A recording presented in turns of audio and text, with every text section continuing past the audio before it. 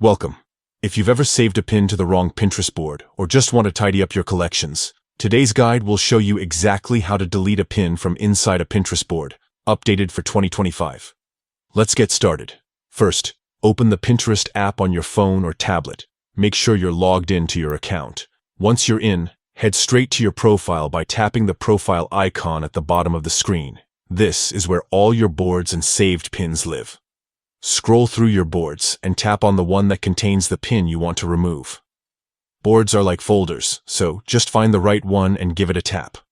Inside the board, look through your pins and tap on the specific pin you want to delete. This will open the pin in full view, showing you all the details and options related to that pin. Now, look for the three dots in the upper right corner of the pin screen. Tap on these dots to open a menu of options. From here, select Edit. You'll see several actions you can take with this pin.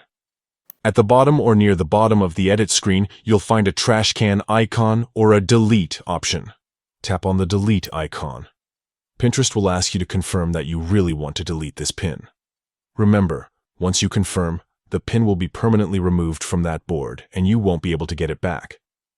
Tap delete again to confirm, and just like that, your pin is gone from the board.